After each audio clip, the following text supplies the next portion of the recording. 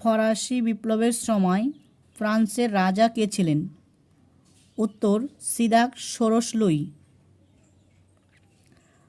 2 দাগেরটা, ফ্রান্সকে রাজনৈতিক কারাগার হিসাবে চিহ্নিত করেছেন বিদাগ ভলতেয়ার। 3 দাগের প্রশ্ন, দ্য ওয়েলথ অফ নেশনস গ্রন্থের রচিতা হলেন এ দাগ অ্যাডাম স্মিথ।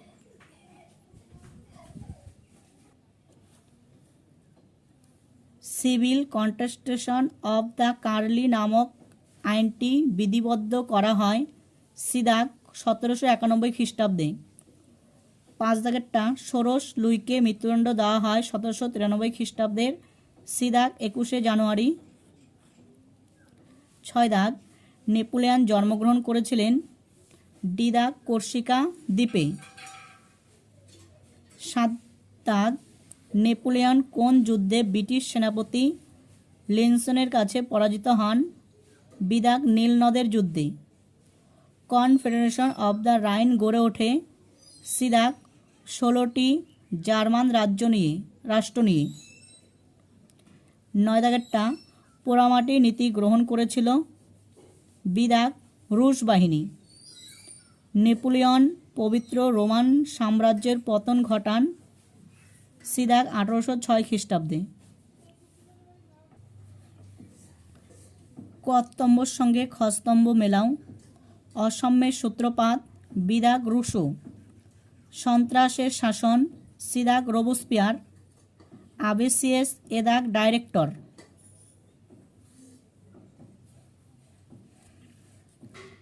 ফরাসি বিপ্লবের সময় রাজা ছিলেন এ দাগ ষোড়শ লুই। বাস্তিল দুর্গের পতন হয় এ দাগ 14 জুলাই 1789 খ্রিস্টাব্দে। ফ্রান্সে প্রচলিত বেগার শ্রমকে বলা হয় এ করবি। অর্থমন্ত্রী ছিলেন না কেলন। বান্স উইক ছিলেন বি দাগ প্রাশিয়ার সেনাপতি। সিজল পাইন প্রজাতন্ত্র প্রতিষ্ঠিত হয় এ ইতালিতে। ট্রাফালগারের যুদ্ধে পরাজিত হয় বি ফ্রান্স।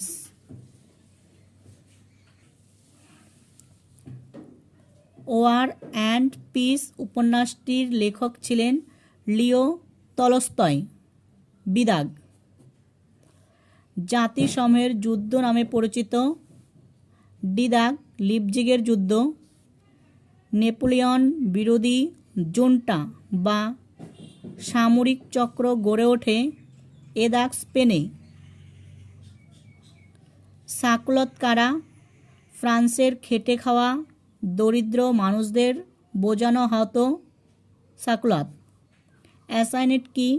ফ্রান্সে প্রচলিত এক ধরনের কাগজের নোট বা মুদ্রা।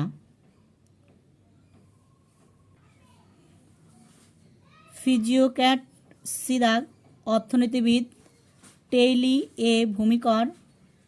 লেত্র দা কাশে বি পারোয়ানা।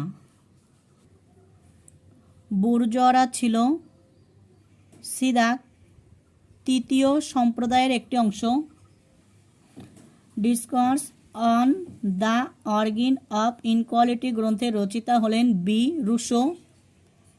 পার্ক বিপ্লব যুগে ফ্রান্সের অর্থলোলুপ নেকড়ে ছিলেন সি দাগ ইন্টেন্ডেন্টরা। তৃতীয় শ্রেণীর প্রতিনিধিরা যে দাবি করেছিলেন তা হল এ দাগ মাথাপিছু ভোট। কাম্পো ফার্মিও সন্ধি স্বাক্ষরিত হয়েছিল এ দাগ অস্ট্রেলিয়া ফ্রান্সের মধ্যে। সিজল পাইন প্রজাতন্ত্র গঠিত হয় এ দাগ ইতালিতে। নেপোলিয়নের সঙ্গে যুদ্ধে গেরিলা যুদ্ধে পদ্ধতি বেছে নিয়েছিলেন সি দাগ রাশিয়া।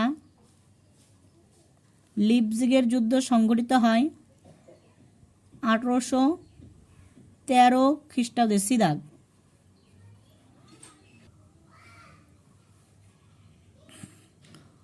ফ্রান্সের স্বৈরাচারী রাজতন্ত্রের প্রতীক কী ছিল? বাস্তিল দুর্গ।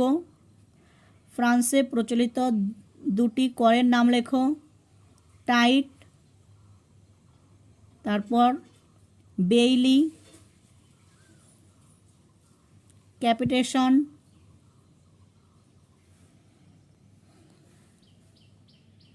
ফ্রান্সে প্রচলিত দুটি করের নাম হবে টাইট ও ক্যাপিটেশন।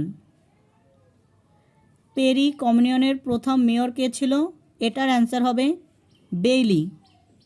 তাহলে আগেরটা একটু ভুল ছিল, পেরি কমিউনিয়নের প্রথম মেয়র ছিলেন বেইলি। সন্ত্রাসের রাজত্বের সময়কাল উল্লেখ করো। 1793 খ্রিস্টাব্দের 2 জুন থেকে 1794 খ্রিস্টাব্দে 29 জুলাই। 5 দাগের পোপ সপ্তম পায়াসের সঙ্গে ধর্মমীমাংসা চুক্তি স্বাক্ষরিত হয়েছিল কবে? 1801 খ্রিস্টাব্দে। তৃতীয় শক্তিজোট কাদের মধ্যে হয়েছিল? অ্যান্সারটা হবে ইংল্যান্ড, অস্ট্রিয়া, রাশিয়া ও সুইডেনের মধ্যে। মহাদেশীয় অবরোধ ব্যবস্থা কবে চালু হয়েছিল? 1806 খ্রিস্টাব্দে। নীলনদের যুদ্ধে নেপোলিয়ন কার কাছে পরাজিত হয়েছিলেন? ব্রিটিশ সেনাপতি লেনসনের কাছে। বিপ্লব পূর্বে ফ্রান্সকে ভ্রান্ত অর্থনীতির জাদুঘর বলেছেন সিদাক অ্যাডাম স্মিথ। ভারতের যে শাসক জ্যাকোবিন ক্লাবের সঙ্গে যুক্ত ছিলেন? এদাক টিপু সুলতান। বাস্তিল দুর্গের পতন ঘটে? এদাক 1789 খ্রিস্টাব্দের 14 জুলাই। সামাজিক চুক্তি গ্রন্থের রচিতা সিদাক রুশো। পাদোয়ার ঘোষণা জারি করে? সিদাক অস্ট্রিয়ার সম্রাট। কোড নেপোলিয়নের মোট আইনবিধি ছিল 2287টি বিধান। নেপোলিয়নের মৃত্যু হয় সি সেন্ট হেলেনা দ্বীপে। নেপোলিয়ন বিরোধী জোনটা গঠিত হয় যে দেশে? এ স্পেনে। গ্র্যান্ড ডাচি অফ ওয়ারস গঠন করেন? এদাক নেপোলিয়ন। কোসাক গেরিলা বাহিনী হল রাশিয়ার বাহিনী। এদাক। অ্যাসাইনেট কি? বিপ্লব পূর্বে ফ্রান্সের প্রচলিত এক ধরনের কাগজের মুদ্রা। কোন চুক্তি দ্বারা যাজকরা রাষ্ট্রকে স্বেচ্ছাধীন কর দিত? এটা পরে কমেন্টে বলে দিচ্ছি। টাইট কি? টাইট হলো ফ্রান্সের এক প্রকার ধর্মীয় কর। দ্বিতীয় জাস্টিয়ান কাকে বলা হয়? নেপোলিয়নকে বলা হয়। স্তম্ভ মিলানো কয়ের সঙ্গে খ। ষোড়শ লুই হবে সি। আমি যা ইচ্ছা করি তাই আইন। নেপোলিয়ন। এ কোড নেপোলিয়ন। চতুর্দশ লুই। বি আমি রাষ্ট্র।